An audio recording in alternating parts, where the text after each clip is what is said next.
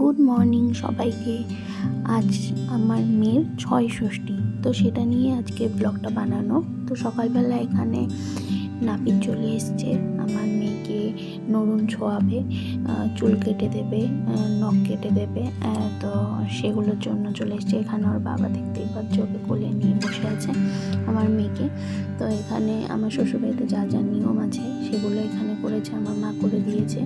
তো যেহেতু মা কোনো কিছু ছোবে না, ধরবে না, আমার মেয়েকে আমার মা ধরেও নি, মা সব কিছু সাইড করে করে রেখে দিচ্ছিল। তো 13 দিনে একবারে যখন অসুচটা উঠে যাবে আমাদের, তো তখনই মা আমার মেয়েকে কোলে নেবে। তো আজ যেহেতু ৬ ষষ্ঠী, আজ আমার মেয়ের নামটাও দেওয়া হবে। কি নাম রাখা হবে, কি নাম রেখেছি সেটা আমি ব্লগের লাস্টে অবশ্যই তোমাদের সবাইকে বলবো। তো এখানে আমার মেয়েকে দেখতেই পাচ্ছ, দাদাটা সুন্দর করে চুলটা কেটে দিয়েছে, চুলের সাইডটা। পুরো চুলটা ওর কাটবো না, কারণ কি এত ছোট বেবির আর কি মাথায় খুর ছোঁয়ানো যায় না, ডক্টর না বলে দিয়েছে। তো সেই কারণে শুধু হালকা একটু চিপটা কেটে নেওয়া হয়েছে। কেটে নিয়ে এখানে দাদাটা ধান দুব্বা দিয়ে দিচ্ছে। আমার মেয়ে তখনও ঘুমাচ্ছে রোদের আলোতে, বেশ সুন্দর আরামে ঘুমায়। আর যেহেতু ঠান্ডাটা প্রচণ্ড পড়েছে, তাই রোদের আলোতে ওকে বসিয়ে রাখলেও ভীষণই আরাম পায়, মানে আরামে ঘুমিয়ে থাকে এভাবে নিয়ে বসে থাকলে। আর আমাকে দেখতেই পাচ্ছ, নার্সিংহোমে যেভাবে চুল বেঁধে দিয়েছিল সেরকমভাবে চুল বাঁধা অবস্থাতে সেরকমভাবেই আমি আছি। শরীরটা ভীষণই খুব টায়ার্ড। তো এখানে দুপুরবেলা খেতে দিয়েছে মা, যেহেতু ৬ ষষ্ঠী আজকে ফলি মাছ খেতে হয়, তো ফলি মাছের ঝোল আর পেঁপে দিয়ে আলু দিয়ে শিং মাছের ঝোল, যেটা আমার রোজকার খাবার, সেটা খেয়েছি। তো এখানে আমার শ্বশুরবাড়ির লোকজন সবাই চলে এসছে, ঘরও সাজানো হয়ে গেছে ভালো মতন করে। তো এখানে সবাই ওকে দেখছে, কেউ ওকে দেখেনি। এখানে যা যা নিয়মকানুন আছে ৬ ষষ্ঠীতে আমার শ্বশুরবাড়িতে, তো এখানে সেগুলো আমার শাশুড়ি 2 ননাস মিলে করছিল। 2 ননাস না, ছোটো ননাস আর কি করছিল, আর মাও সব জোগাড় করে রেখেছিল আগের থেকেই। তো এখানে 5টা প্রদীপের মধ্যে 5টা নাম দেওয়া হয়েছিল, যার যেটা ভালো লাগে সেই নামগুলো দিয়েছিল। তো যেই প্রদীপটা অনেকক্ষণ ধরে জ্বলবে সেই নামটাই রাখা হবে। আশা করি তোমরা সবাই জানো এই নিয়মটা। তো কোন নামটা, কোন প্রদীপটা সারা রাত জ্বলেছিল, সারা রাত ঠিক না, পরের দিন মোটামুটি বিকেল পর্যন্ত একদম জ্বলেছিল প্রদীপটা। তো এখানে কোন নামটা উঠেছিল সেটা তোমাদেরকে অবশ্যই জানাবো। ব্লগটা তোমরা পুরোটা দেখতে থাকো, তাহলে পরেই তোমরা বুঝতে পারবে।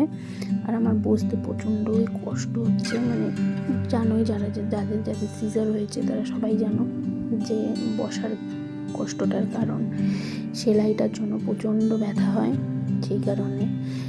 তো এখানে আমার বর আমাকে হেল্প করে দিচ্ছে আমার মেয়েকে নেওয়ার জন্য।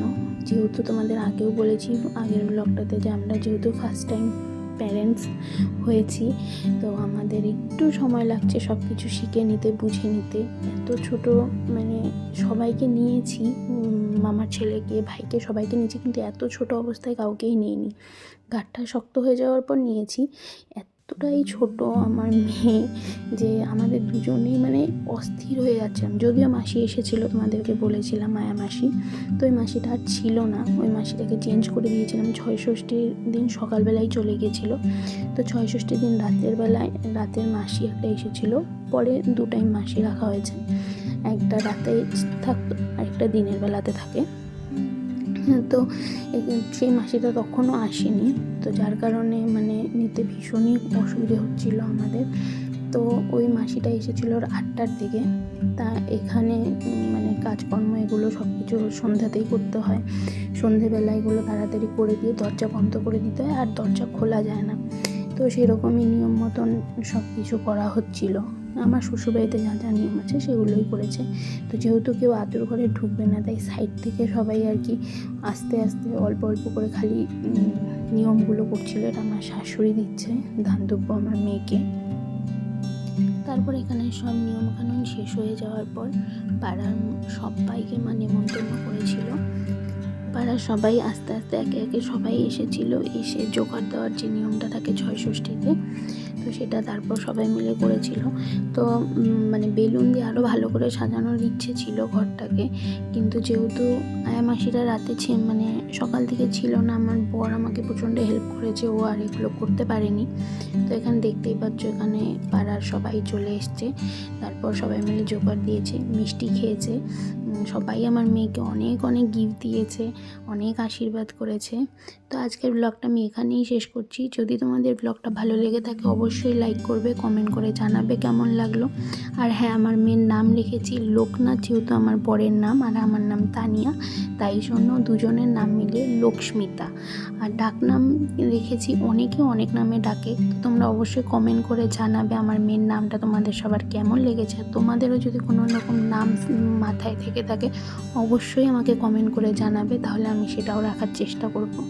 তাহলে আজকের ব্লগটা এখানেই শেষ করছি। সবাই সুস্থ থাকবে, ভালো থাকবে। দেখা হবে নতুন কোনো দিনে নতুন কোনো ব্লগে। তো টাটা, দেখা হবে নতুন ব্লগে। এখানে জোকার দেওয়া নিয়ে অনেক হাসাহাসি হচ্ছে। তো যাই হোক, অবশ্যই ভিডিওটা লাইক করে দেবে। আর চ্যানেলটা যদি সাবস্ক্রাইব করে না থাকো তাহলে এখনও দেরি করে আছো কেন? যদি আমার মেয়ের বিভিন্ন রকমের অ্যাক্টিভিটিগুলো দেখতে চাও আমি চ্যানেলে দিয়ে দেবো। তো সেই কারণে চ্যানেলটাকে অবশ্যই সাবস্ক্রাইব করে রাখতে হবে। সাবস্ক্রাইব করে দেবে, আর পাশে যে বেল আইকন আছে তাতেও একটা হিট করে দেবে, যাতে আমি যখনই ভিডিও আপলোড করি তোমাদের কাছে নোটিফিকেশান চলে যায়, তোমরা সবার আগে সেই ভিডিও দেখতে পারো। তো এখানে আমার বাবা আর কি মিষ্টির প্যাকেট বানিয়েছিল। তো মিষ্টির প্যাকেটে করে মিষ্টির প্যাকেটের মধ্যে 2 রকমের মিষ্টি, সিঙ্গারা, লাড্ডু এসব ছিল। তো এখানে মা সবাইকে তেল সিঁদুর দিচ্ছে, আর আমার মামি সবাইকে টিফিনগুলো মানে মিষ্টির প্যাকেটগুলো দিচ্ছে। সাথে আমার বড় ননা একটু হেল্প করে দিচ্ছে। তো যাই হোক, আজকের ব্লগটা এই পর্যন্তই। দেখা হবে নতুন কোনো দিনে নতুন কোনো ব্লগে। সবাই সুস্থ থাকবে, ভালো থাকবে, টাটা।